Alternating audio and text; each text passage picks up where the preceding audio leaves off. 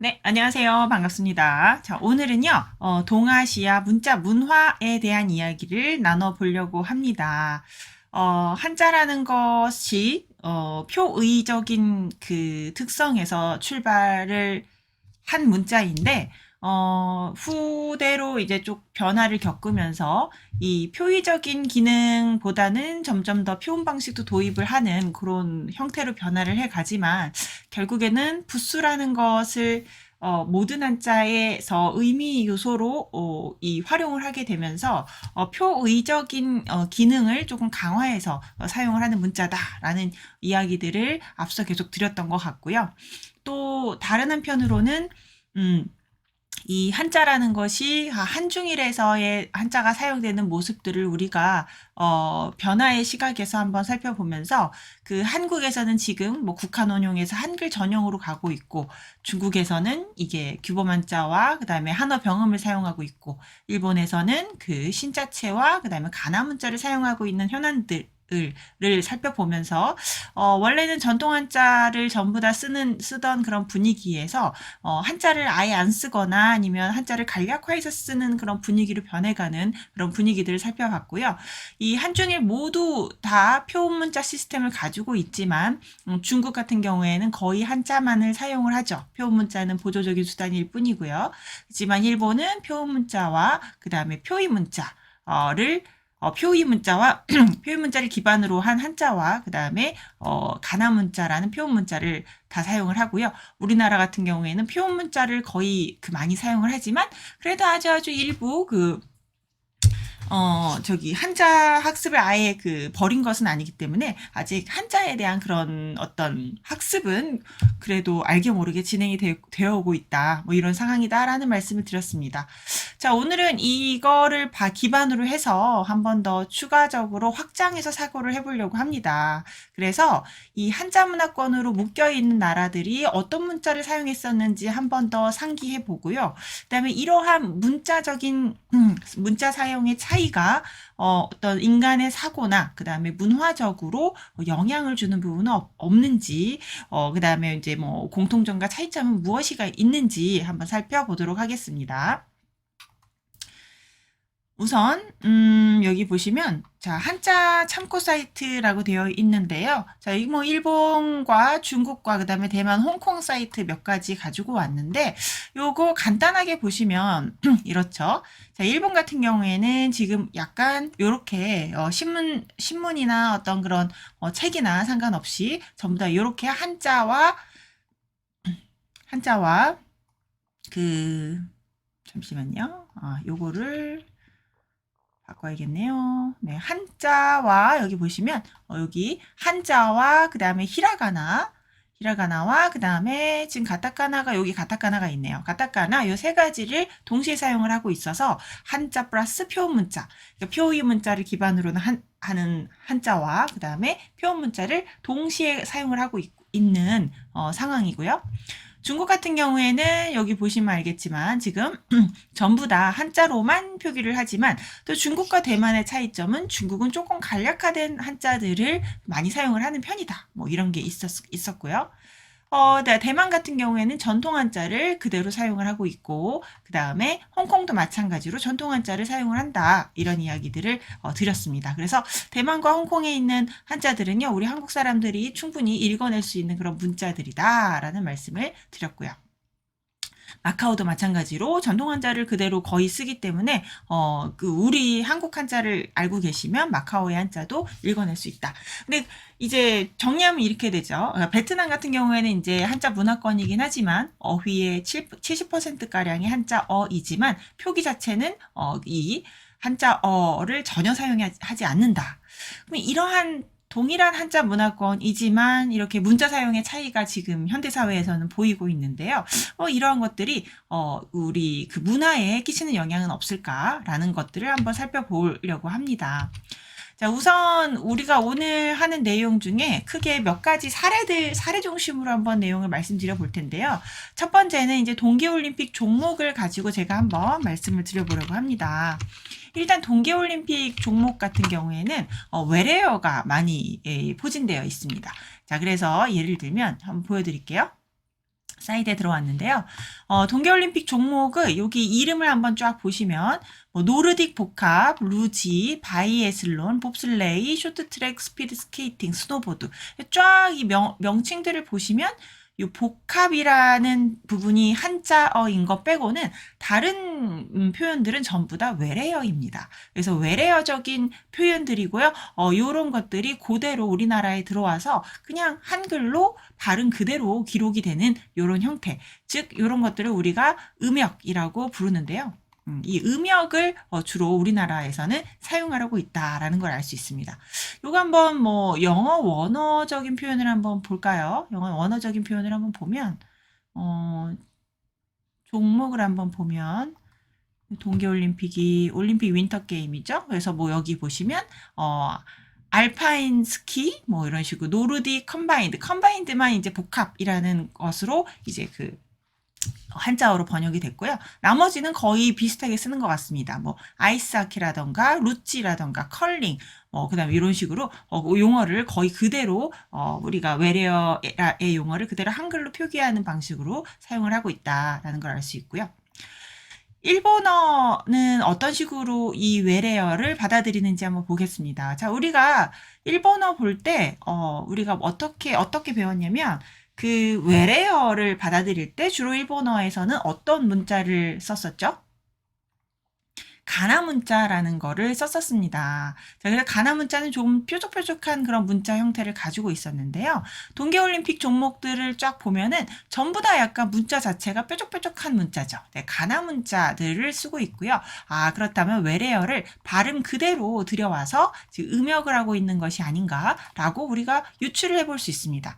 자, 그러면 한번 우리 요거를 한 복사해서 발음을 한번 들어보도록 할까요? 자, 제가 구글 번역기에서 제가 요거 언어를 요거를 한번 들어보도록 할게요, 여러분. 아이스 호케. 네. 아이스 호케. 네, 아이스 하키가 아이스 호케 이렇게 일본식으로 약간 발음을 거의 그대로 받아들여서 요 문자로 지금 기록을 하고 있죠. 그래서 요거도 마찬가지로 우리가 발음을 들으면 알 수 있기 때문에 이거를 음역이라고 볼 수 있습니다. 근데 거의 대부분의 그 일본 동계올림픽 종목을요, 일본어로 전부 다 요거 복합이라는 하나의 한자를 빼고 이게 아까 우리 노르딕 알파인 복합이었나요? 뭐였죠? 요거 한번 앞에 거 한번 들어볼까요? 그러면은 요게 발음으로 우리가 유치가 된다. 그러면은 요게 음역을 그대로 한 거죠. 노르딕. 네, 그대로 반영이 되어 있네요. 자, 그래서 노르딕구 복합, 이렇게 복합이라는 한자 외에는 전부 다 나머지들은 지금 외래어라서 이것들을 가타카나라는 문자로, 가나 문자로 그대로 음역해서 표기하고 있다라는 걸 알 수 있습니다. 자, 그렇다면 우리 중국어는 어떤 식으로 표기를 하고 있는지 한번 중국어적인 표현을 한번 보도록 하겠습니다. 중국어 표현을 한번 보시면 여기 일단은 중국어 같은 경우에는 전체 그 기록 방식이 한자밖에 없잖아요. 한자가 주 기록 방식입니다. 자, 그래서 전부 다 한자로 표기가 되어 있는데요. 자, 그러면 중국어로 이거를 표기할 때도 음역이 가능할 수 있고요. 그 다음에 또 의역이 가능할 수도 있어요. 예를 들면 한번 들어볼게요. 이게 음역인지 의역인지. 예를 들면 여기 첫 번째 거 요거 한번 발음을 한번 들어볼 텐데요. 지금 여기 첫 번째 거 사진을 봤더니 이게 컬링인 것 같습니다. 컬링. 자, 컬링이라는 것이 만약에 외래어가 그대로 음역이 돼서 들어왔다. 그러면은 우리 어떤 그 발음이 가능하냐면 컬링이라는 발음이 나와야 돼요. 약간 비슷하게 나와야 되거든요. 근데 발음이 이 컬링이라는 발음하고 비슷한지 한번 들어보시겠습니다. 빙후. 조금 줄일까요? 네. 빙후. 빙후라는 발음이에요. 빙후. 그래서 컬링하고는 조금 차이가 있죠. 자, 그러면은 이거는 컬링이라는 그 음역이 아니구나라고 우리가 좀 상상해 볼 수 있는데요. 이 한자 하나하나를 이제 뜻을 찾아보면 이 빙자는 얼음빙자이고요. 그 다음에 호자는 병호자입니다. 그래서 얼음 위에서 병을 가지고 이제 하는 병같이 생긴 아이를 가지고 하는 게임이잖아요. 컬링이. 자, 그래서 이 얼음이라는 뜻과 병이라는 뜻을 그대로 갖고 와서 빙호라고 번역을 하고 있음을 확인해 볼 수 있죠. 이게 바로 의역이죠. 의미를 그대로 갖고 와서 번역을 한 케이스고요. 만약에 이거를 중국에서 음역을 했다. 음역을 차용을 했다. 그러면은 어떤 식으로 받아들여지게 되냐면요. 제가 한번 만들어 볼게요. 네, 그냥 만들어 보면은 그 컬링이라는 단어가 약간 발음이 되게 비슷하게 나와야 되거든요.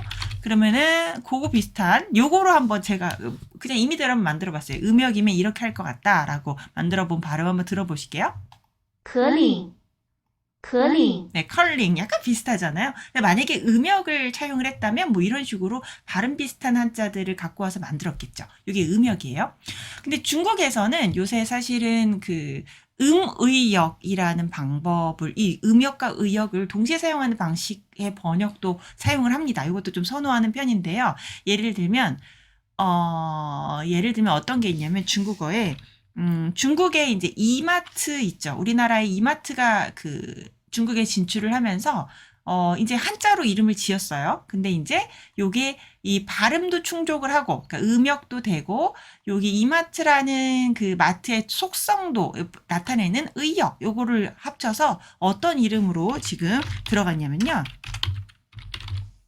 이런 이름으로 지금 들어가 있어요. 그래서 한번 일단 발음을 한번 들어보실게요. 易买得，易买得， 이마트 약간 굉장히 흡사하죠. 그래서 음역도 했고요. 얘는 또 의역도 했습니다. 예를 들면 여기 쉬울 이자 쉽다, 쉽다, 쉬울 이자, 살매자 사다, 그 다음에 얻을 득자 얻다. 그래서 쉽게 사서 얻는다 이런 의미를 이 한자의 의미를 통해서 또 나타내고 있죠. 그래서 음의역을 지금 한 케이스입니다. 음의역도 있어요. 자, 근데 동계올림픽 종목 같은 경우에는 음의역을 한 경우는 거의 없고요. 거의 다 의역을 지금 했다라는 걸 알 수 있죠. 의역을 좀 선호하는 편이고요. 음역을 한다고 하더라도 완전히 100% 음역만 하는 경우도 물론 있긴 있어요. 어떤 특정 예를 들면 브랜드 같은 경우에 예를 들면 보통 이제 명품 브랜드 같은 경우에는 아주 고가의 명품 브랜드 같은 경우에는 음역을 하는 경우도 있긴 있더라고요. 근데 거의 대부분은 음역을 하려고 하면은 의미도 조금 포함시켜서 음의역을 하는 편입니다. 그래서 주로 의역을 하고요. 음역을 넣고 싶다? 그러면 음의역을 하는 그런 그 분위기가 있어요. 자, 완전히 100% 음역을 한다 그러면 예를 들면 뭐 캐릭터 이름, 뭐 이런 거, 사람 이름, 캐릭터 이름 이런 경우에는 이제 음역을 하는 것 같습니다. 자, 그러면 요거 하나만 더 볼까요? 이게 이 두 글자인데요. 요게 지금 그림으로 봤을 때는 왠지 봅슬레이인가요? 약간 그런 것 같은데요. 요게 단어 발음을 한번 얘도 음역인지 의역인지 한번 들어보겠습니다. 雪车，雪车， 네, 전혀 발음이 다르죠. 이 봅슬레이 맞나요? 봅슬레이인가요, 이거? 저도 모르겠는데 이렇게 타고 여러 사람들이 이런 차 같은 거 타고 쫙 내려가는 거 봅슬레이 맞나요? 네, 그래서 근데 어쨌든 이 쉐처라는 발음은 아니었던 것 같고요. 요게 이제 뜻으로 의역을 했는데요. 이게 눈설자에다가 수레 거자, 수레 차자. 그래서 눈수레, 눈 플러스 수레라는 이름으로 의역을 하고 있다라는 걸 알 수 있습니다. 이게 뭔지 궁금하네요. 요거 한번 한국어로 한번 볼까요? 한국어적인 표현으로 한번 보면 요쪽에 나와 있었으니까 동계올림픽 이건 스키고요. 그림이 다 다르네요. 요거네, 봅슬레이 맞네요. 네, 봅슬레이. 네, 봅슬레이를 쉐처라고 이제 장명을 한 거죠. 자, 그렇다면 중국에서 지금 동계올림픽 종목 같은 경우에는 이 다음 페이지에 나와 있는데요. 우리나라 같은 경우에 지금 어떤 특성이 있냐? 지금 음역을 그대로 했고요. 일본 같은 경우에도 거의 대부분 음역을 했는데요. 중국 같은 경우에는 지금 거의 대부분 의역만을 차용을 하고 있다라는 걸 알 수 있습니다. 자, 그 다음에 두 번째로는 우리가 스타벅스하고 그 맥도날드의 사례를 좀 보고 확인을 해보려고 해요. 그래서 스타벅스 같은 경우에는 이제 외국에서, 미국, 스타벅스하고 맥도날드 전부 다 이제 미국에서 부터 들어온 이제 수입된 브랜드잖아요. 근데 이제 스타벅스 같은 경우에 여기 보시면 알겠지만 미국, 중국, 일본, 미국을 제외한 이 점포가 제일 많은 나라가 중국과 일본과 한국이라고 합니다. 그래서 이 3국에서의 어떤 그 대표적인 상황을 조금 잘 알아볼 수 있기 때문에 스타벅스를 한번 보여드릴 거고요. 맥도날드도 마찬가지로 한중일에 모두 들어와 있기 때문에 그 표현적인 차이나 이런 것들을 비교 대조하기 좋아서 같이 한번 살펴보려고 합니다. 자, 일단 스타벅스 한번 보면, 자, 미국 스타벅스의 상태를 한번 보도록 할게요. 사이트 한번 들어가시면, 미국 스타벅스의 일단 표현적인 부분을 한번 먼저 보고요. 홈페이지 디자인을 한번 볼 텐데요.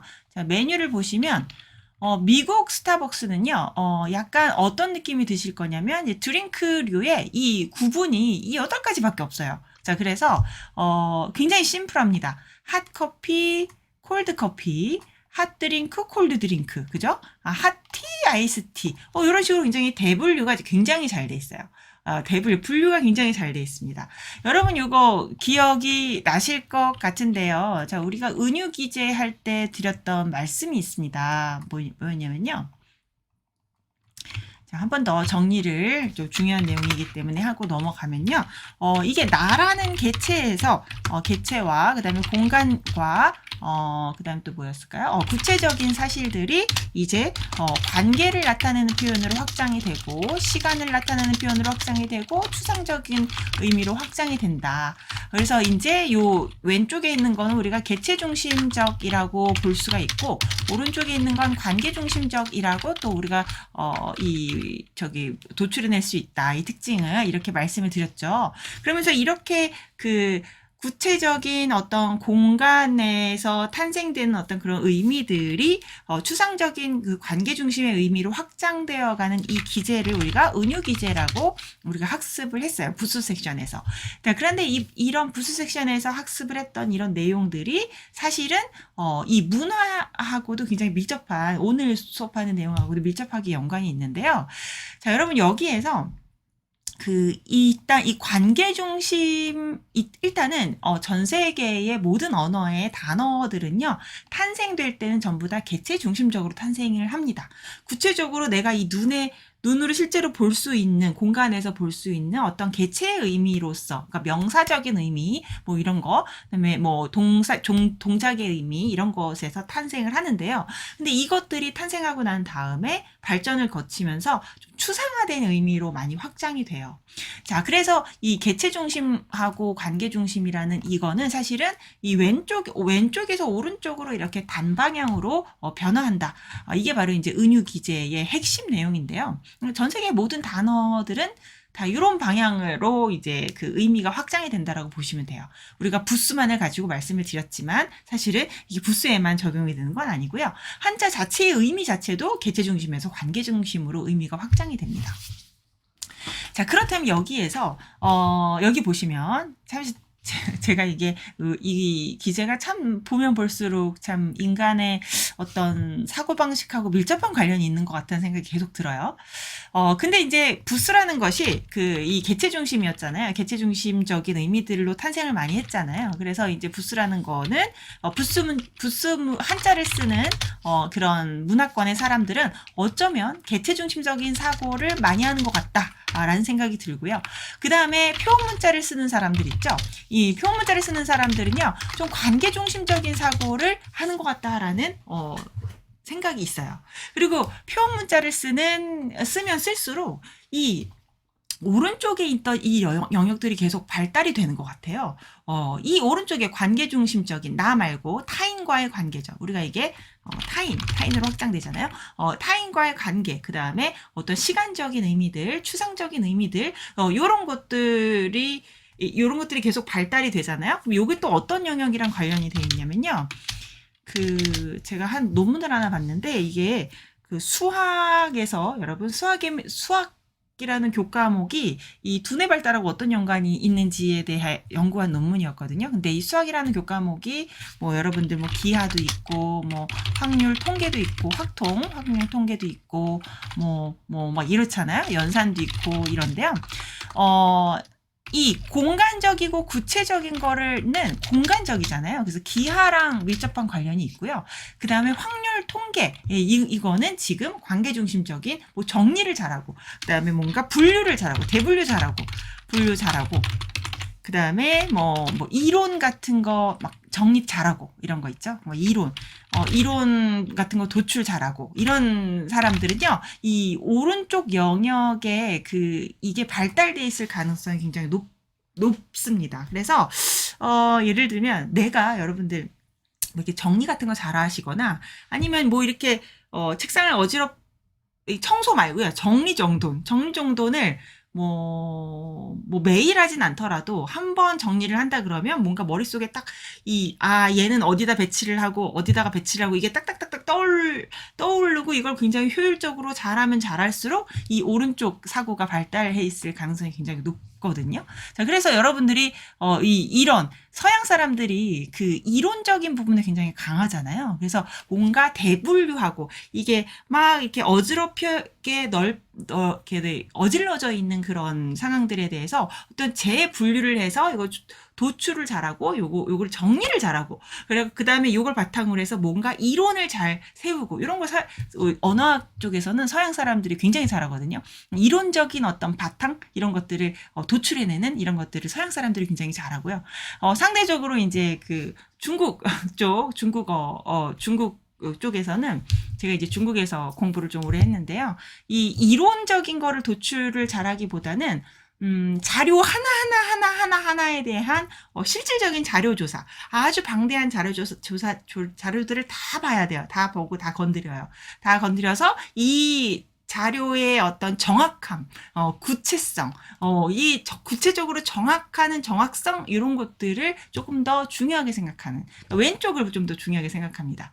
요게 좀 약간 뒤집어 보면 이 왼쪽을 중요하게 생각하는 사람들은요, 약간 TMI의 경향이 있어 보이고요. 그러니까 약간 이게 우리 소위 말하는, 그죠? 그래서 뭔가 정리는 잘 안 되지만 굉장히 많은 팩트들이나 사실들을 다 다루고 이런 경향성이 좀 있는 것 같고요. 이 관계중심적인 사고를 가지고 있는 이쪽에 발달되어 있는 사람들은 지금 뭔가 추론이나 아니면 대분류, 뭐 이론을 도출한다거나 정리를 잘한다거나 뭐 이런 게 있는 것 같아요. 자, 그런데 이게 지금 여기 보시면 스타벅스 여기 홈페이지에서 이게 나오죠. 네, 그래서 봐봐요. 핫커피, 콜드커피, 핫드링크, 콜드드링크 굉장히 심플하죠. 그래서 정리를 굉장히 잘 해놨어요. 그래서 이걸 클릭하고 들어가면 그래서 핫커피가 뭐가 있어 라고 쫙 보여주고요. 그죠? 보여주고요. 이것도 이제 커피별로 정리를 해놨죠. 브루드 커피라던가 아메리카노라던가 아니면 카푸치노 이런 식으로 뭔가 대분류 소분류 이렇게 정리가 착착착착 잘 되는 느낌이 바로 미국의 스타벅스에서 이런 느낌, 홈페이지에서 우리가 이런 느낌을 받을 수 있습니다. 우리나라에서는 메뉴가 어떤 식으로 그 표기가 되는지 한번 볼까요? 일단 우리나라 같은 경우에는요, 전체 메뉴가 다 나오는데요. 이렇게 약간 그래서 굉장히 자세하고 자세한 그런 면도 좀 있어요. 약간 그 구체적인 그런 면들도 가지고 있어요. 근데 이름을 보면 전부 다 외래어를 음역하고 있다라는 걸, 거의 대부분 음역하고 있다라는 걸 우리가 알 수 있어요. 다만 우리나라에서도 지금 여기 보시면 요걸 클릭해서 이렇게 볼 수 있도록 뭔가 대분류를 해놓긴 했어요. 그죠?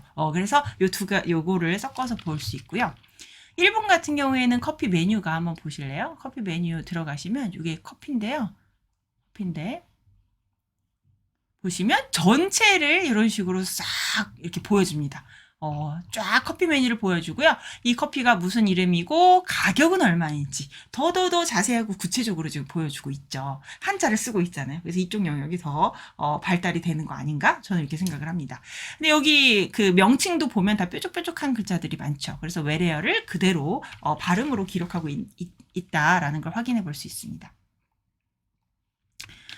자, 그렇다면 우리 그 맥도날드 상황을 한번 보도록 할게요. 자, 맥도날드도 마찬가지입니다. 자, 미국 여기는 맥도날드를 볼 때 사실 한국 맥도날드는 거의 스타벅스하고 비슷하고요. 중국 상황을 좀 보도록 할게요. 중국 맥도날드 사이트 한번 들어가 보면 조금 전까지 일본까지 봤으니까 이 중국 맥도날드 상황을 한번 보겠습니다. 지금 제가 중국 맥도날드 홈페이지로 들어왔는데요, 여러분.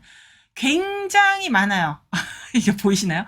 한 줄에 거의 3개, 4개, 막 네모가 하나, 둘, 셋, 넷, 하나, 둘, 셋, 넷, 계속 끝도 없이 이어집니다. 제가 계속 내려볼게요. 계속 이 무슨 배너 같은 것들이 굉장히 많고요. 이게 정리가 잘 안 돼 있어요. 그죠? 정리가 이게, 약간 미국 같이 그렇게 굉장히 뭔가 그 정리나 분류나 이런 게 잘 돼 있는 게 아니라 하나하나에 대해서 다 이 개개인의 사건들에 대해서 이렇게 다 이렇게 나열이 되어 있고요.